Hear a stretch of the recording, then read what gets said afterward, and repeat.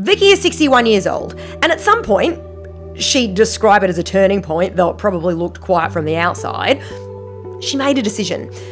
She decided that she didn't want to live the next 20 to 30 years the way she'd been living the previous few, tired, unfit, feeling like her life wasn't going anywhere because her body wasn't taking her anywhere. Now, she didn't make a dramatic announcement. She didn't join a gym with a New Year's resolution energy and burn out in 3 weeks. But she did just make a decision clearly and quietly that this was the direction that she was choosing. Strong, energized, and capable for decades ahead, but not declining. And in 12 weeks, Vikki's energy was rebuilt. Her fitness improved. Her strength improved. She understood food in a way she hadn't before, and she described, with some actual genuine surprise, how good she felt after training sessions, like she finally understood why people actually do this. This video is about that very decision, what it looks like in practice, and why 12 weeks is enough time to prove to yourself conclusively that your trajectory can change. I'm Loz Antonenko, health and performance coach, and I want to be straightforward with you about why I'm sharing Vikki's story specifically. A lot of health and fitness content for women over 60 is built around medical urgency, bone density, chronic pain, post-surgical recovery, and those stories matter. We've covered them before in this series, but Vikki's story is for a very different person. It's for the person who isn't in a medical crisis, who isn't managing a diagnosed condition, who is simply just tired, genuinely chronically tired and unfit, and watching her life become smaller without quite understanding how to make it actually stop. That person is, in my experience, by far the most common person in the 60 plus age group, and she's also the one most likely to believe that what she's experiencing is just what 61 feels like, that it's normal, that the right response is to accept it. But Vikki's story is the answer to that belief. By the end of this video, you are going to understand why the chronic fatigue and declining fitness most women experience in their 60s is not an inevitable feature of aging and what's actually driving it.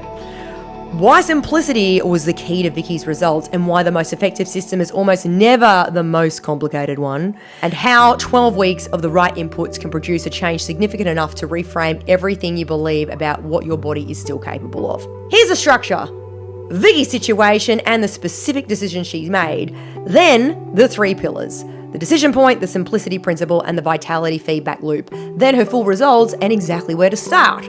Let's go. When Vikki came to me, she was 61. And I want to describe her situation very carefully because I think the specificity matters. Now, she wasn't in a health crisis. There was no diagnosis driving her to act, no acute event that had changed everything overnight. No, she was just simply tired. Consistently, unrelentingly background level tired in a way that had become so normal she'd stopped noticing it as an actual problem and it had just become the texture of her days. Now, she was unfit.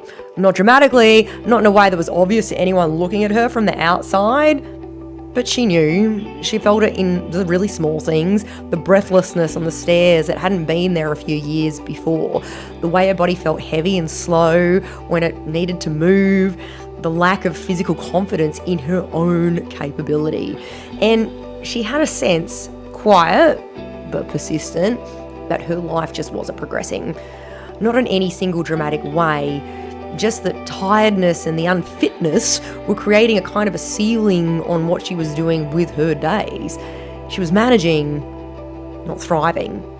Now, she tried things before, various starts that hadn't stuck, and part of what had made them not stick was that they'd been way too complicated, too demanding, too far from the reality of how she was actually living her life, and so she needed something manageable, something that didn't require to overhaul her entire life in order to begin. I want to spend a moment on what was actually causing Vikki's fatigue, because I think understanding the mechanism is what makes the solution feel credible rather than just hopeful. The chronic tiredness that many women experience in their 60s is not simply a consequence of age, right? Age contributes, sure. Metabolic rate slows, hormonal changes affect energy regulation, sleep architecture changes, but age is rarely the primary driver. The primary drivers are almost really always modifiable. The most common cluster, it looks like this, right? Insufficient protein intake leading to muscle loss, which reduces metabolic rate and energy production at the cellular level. Then sedentary patterns that progressively reduce cardiovascular efficiency, meaning the heart and lungs become less effective at delivering oxygen to the tissues, which is directly experienced as fatigue. Disrupted sleep from hormonal changes, often compounded by poor nutritional support for sleep quality. And then a declining sense of physical capability and agency, which produces its own layer of psychological heaviness that compounds the physical fatigue. None of these are aging. They're patterns. Specific, identifiable patterns that have specific, identifiable solutions. What Vikki needed wasn't to push through the tiredness on willpower. She needed to address the inputs that were producing it, and when those inputs changed, the tiredness changed with them. Tiredness in your 60s is not your destiny. It's most likely a set of fixable inputs, and the fix is almost always simpler than you'd expect. The moment I want to focus on, because I think it's the most instructive part of Vikki's story, isn't actually the results. It's a decision. At 61, Vikki, she looked at the next 20 to 30 years and asked a question that most people in her situation never ask explicitly. What do I actually want those years to look like? Not what do I expect them to look like? Not what am I resigned to? Like, what do I actually want? And her answer was clear. Strong, energized, capable, not declining. And then she made the decision to orientate her actions toward the answer. Not in a dramatic overnight way, just a quiet, firm commitment to starting and to choosing a system simple enough that starting could actually happen. That decision is the hinge point of her entire story. Everything that followed was just the implementation of a decision that had already actually been made. Now, I share this because I think the decision is the part that gets skipped in most fitness content. We talk about the program, the nutrition, the results. We rarely talk about the moment someone decides clearly and deliberately that a different direction is actually what they want. The decision comes before the program, and without the decision, no program works. With it, almost any reasonable program will. 3 pillars. Each one was essential to why Vikki's 12 weeks worked when previous attempts hadn't. Pillar 1, the decision point. What it means to make a genuine decision and how that changes the relationship with the process. Pillar 2, the simplicity principle. Why the right system for someone starting from Vikki's position is almost always the simplest one, and what it looked like in practice. Pillar 3, the vitality feedback loop, the specific mechanism by which Vikki's energy rebuilt and why the results compound so powerfully once the loop starts running. I want to draw a distinction that I think matters enormously in health and fitness work, and it's one that rarely gets made explicitly. There's a difference between wanting something and then deciding to pursue it, right? Wanting is passive. Most people want better health, more energy, a stronger body. Wanting doesn't require anything of you beyond the desire itself, though. It's comfortable, it can coexist indefinitely with absolutely no action.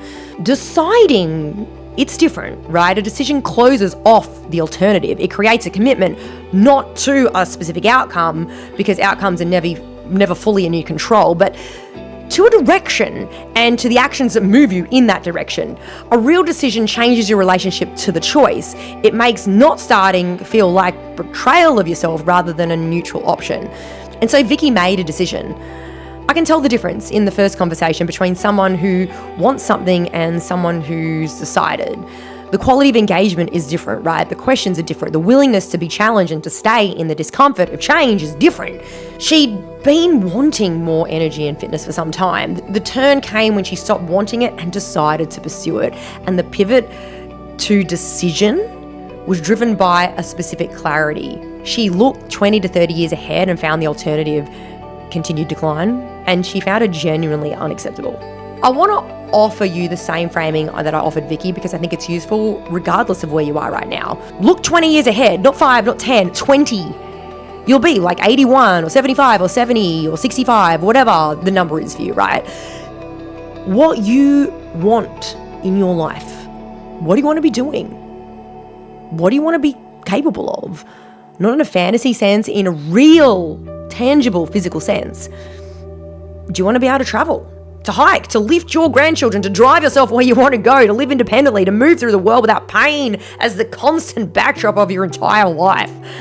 Now ask, is what I'm doing today, right now, building towards that? Or is it building away from that?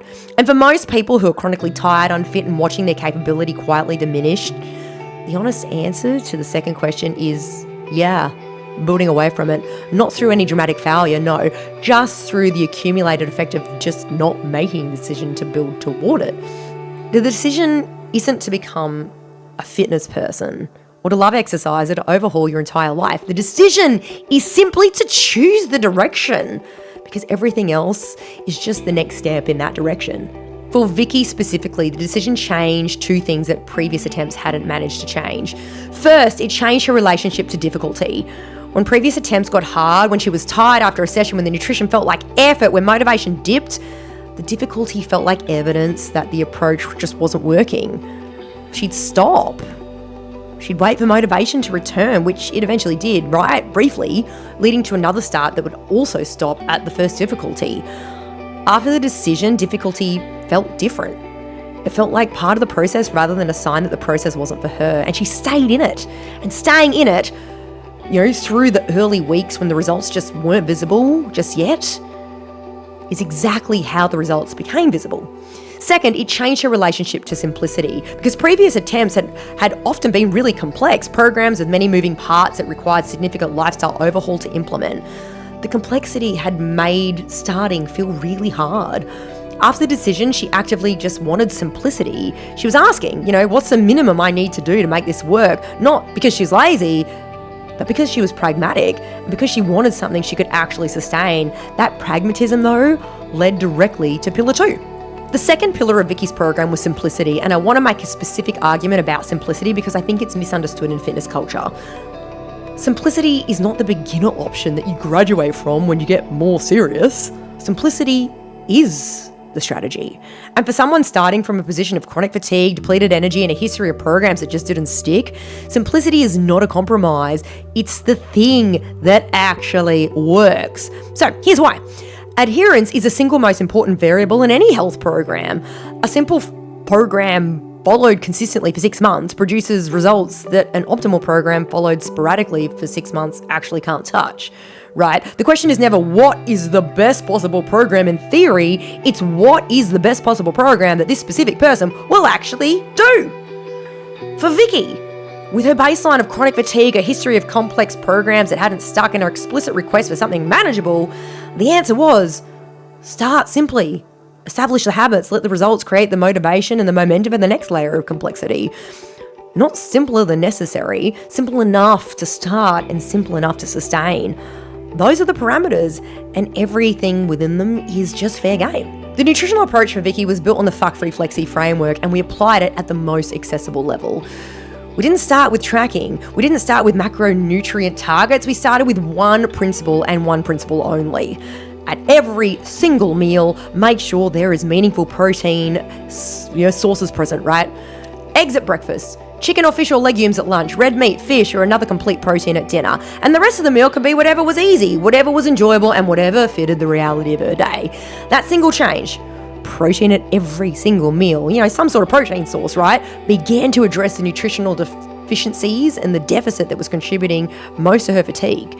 Within 2 weeks, Vikki noticed her energy beginning to level out. The pronounced mid-afternoon dip that had been a reliable daily feature actually just started to soften. Now, we also covered the basics of how food categories affect the body, right? Not as a lecture, not as a complex system that she had to memorize, but as simple practical literacy, right? What protein does. What happens when you eat mostly carbohydrates without protein sources to anchor the meal? Why hydration affects energy so directly? Why the late night eating that many people use to manage evening hunger is creating, problems rather than solving the morning fatigue. The simplicity of the system was, by Vikki's own description, the key to its success. She could actually just remember it. She could apply it without thinking hard. She didn't feel like she was failing when life wasn't perfectly controlled because the system was designed to work in imperfect conditions. The movement program for Vikki started where she was, which was a low base, and progressed at a pace she could sustain rather than a pace that looked impressive on paper. So, week 1, Structured walking. Not a vague instruction to move more. No, a specific daily walk with a duration and a rough intensity target. Something that required a decision to happen, not a heroic effort, right? This was a foundation. Just showing up for the walk every day began to rebuild the habit of intentional movement. Weeks 2 and 3, Pilates was introduced. 2 sessions per week, structured, building core stability, body awareness, and the foundational movement quality that makes strength training safe and effective. Vikki described Pilates as surprisingly challenging in a way that felt manageable, not overwhelming though. And her body was working and she could totally feel it. Weeks 4 through to 8, strength work layered in alongside Pilates and walking. Not dramatically though, but 2 sessions per week, machine-based, progressively loaded, and compound lower body movements with the strength and toning that she was after. Upper body work for posture and also for functional capability. Weeks 9 through to 12 was consolidation. The 3 elements, which was walking, Pilates, strength, became a consistent rhythm. Not a program she was following, but a pattern she was living. And at the end of week 12, Vikki described feeling re-energized after sessions in a way that had been completely foreign to her before. She finally understood viscerally in her body why people who train regularly say they feel better for it. And she'd known it intellectually, but now she knew it experientially. That shift from knowing something is good for you to the feeling in your own body that it is good for you is the shift that makes habits permanent. The third pillar is what I call the vitality feedback loop, and I want to explain it because I think understanding it makes the process of getting started feel way less daunting. When you are fatigued and unfit, the thought of exercise feels like an additional demand that you already are asking for in a depleted system, right? You're tired. Exercise takes energy, therefore exercise will make you more tired. This is the intuitive logic, and it's exactly backwards. Here's what actually happens when appropriate exercise is introduced to a fatigued body. The movement increases cardiovascular efficiency. The heart and the lungs begin to deliver oxygen more effectively to the tissues. Mitochondrial density in muscle cells increases. You literally develop more cellular machinery for producing energy. Sleep quality improves because the body now has a legitimate physical demand to recover from. Appetite regulation improves. Mood improves through the well-established neurochemical effects of physical movement. Now, all of these changes produce more energy, which makes the next session easier to begin, which produces more of these changes, which produces more energy. That is a vitality feedback loop. And once it's running, once the initial investment of doing the first few sessions has been made, it becomes self-sustaining. The energy the training produces is the energy that funds the next session. The hardest part of the loop is starting it. But once it's running, it runs itself. I want to be honest about the first 4 weeks because I think it's important to go in with accurate expectations. The first 4 weeks are the investment period. The loop isn't running yet. The body is adapting, building the cardiovascular efficiency, the mitochondrial density, the sleep quality improvements, but the adaptations aren't yet visible or felt in any sort of significant way. During this period, training can feel like a demand rather than a reward, right? It requires a push. It requires showing up because you decided to, not because you feel like it. Now, this is the phase that sorts the people who made a decision from the people who had just a want, right? And it's the phase where most attempts fail, not because the program was wrong, but because the person stops before the loop starts running. For Vikki, the simplicity of the program meant the investment period asked relatively little of her. The walks, they were manageable. The Pilates was challenging but not crushing. The nutrition change was a single principle, not a complete overhaul. The investment was small enough that she could make it happen even while the returns were not yet visible. And then, somewhere around weeks 4 to 6, the loop started. The energy began to come back. The session started to feel like something she was looking forward to rather than something she was pushing through. And from that point, the results accelerated. One of the markers I pay closest attention to in a client's journey is when they start talking about what they're doing with other people, right? Not because I'm looking for referrals, but because it signals a specific and important shift in identity. When someone's doing something out of obligation or external pressure, they don't typically talk about it enthusiastically with their friends, right? When someone's doing something that's working for them, that they believe in, that's changed how they feel, they can't help but share it. Vikki became an advocate and referrer within the 12-week program. She was recommending the approach to people she cared about, not because I asked her to, but because she genuinely wanted them to experience what she was experiencing. She described the process as easy and effective. She described it as finally understanding why people who train feel the way that they do. She described the food framework as simple enough that she could actually follow it. That kind of recommendation, unprompted, enthusiastic, to people she cared about, isn't something you get from someone who's merely tolerating a program. It comes from someone who's had a genuine experience of change and wants others to have it too. Here's exactly what 12 weeks look like for Vikki. Weeks 1 and 2. Decision anchoring and nutritional foundation. A single nutritional rule, protein in every meal, installed and practiced. Daily walking established. Sleep and hydration assessed. These 2 weeks are about building the platform, not about performance. Weeks 3 and 4. Pilates introduced, 2 sessions per week. Walking continues. Nutritional awareness deepening. Vikki begins to notice a connection between what she eats and how she feels, which is the beginning of food literacy that sustains itself. Weeks 5 through to 8. Strength training layered in.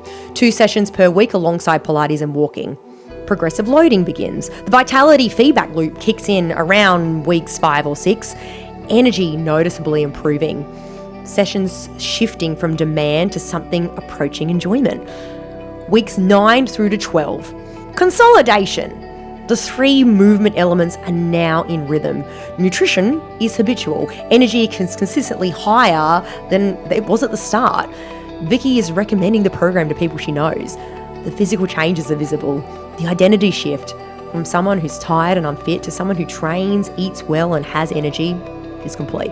If you're at the decision point Vikki was at, if you recognise the fatigue, the feeling that your life isn't progressing the way you want it to, the sense that 61 or 65 or whatever your number is doesn't have to feel like this, but you're not sure where to start, here's what the first 30 days looks like.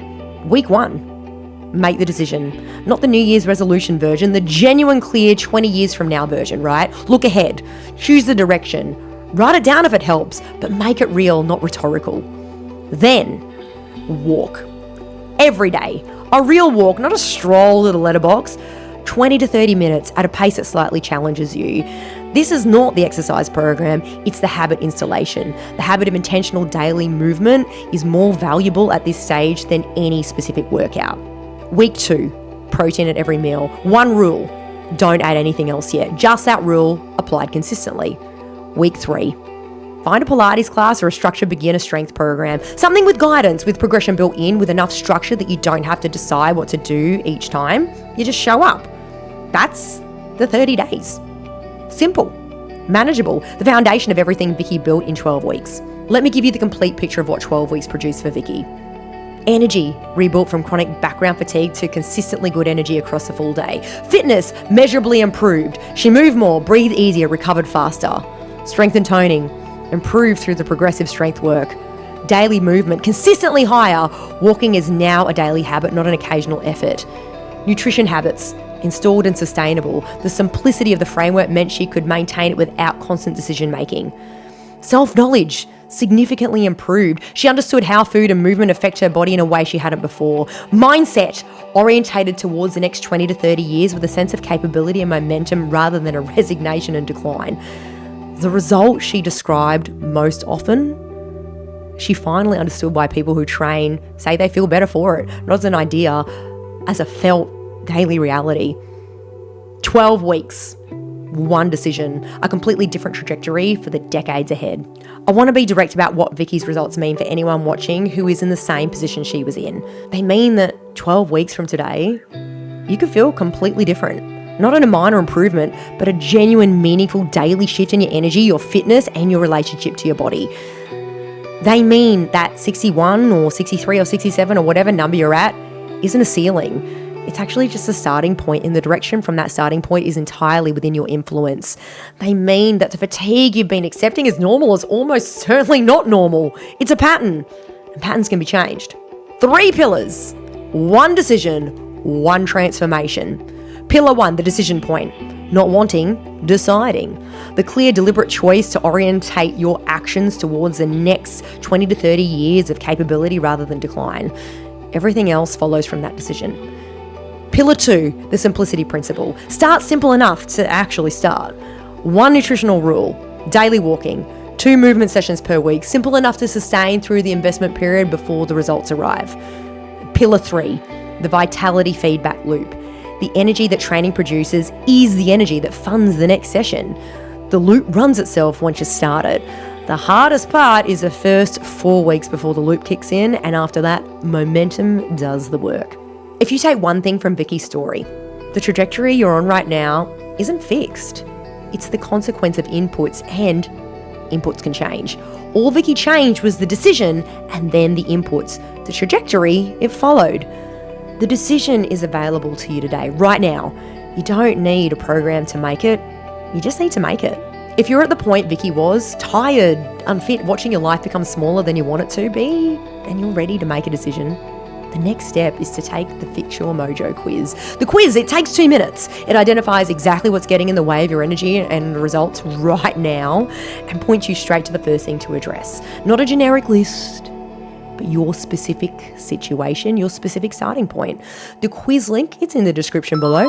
It takes 2 minutes and the results are immediate. And if this video gave you something, if it landed in a way that felt true, share it with someone who needs to hear it. There are a lot of women in their 60s who've quietly accepted that this is just how things feel now.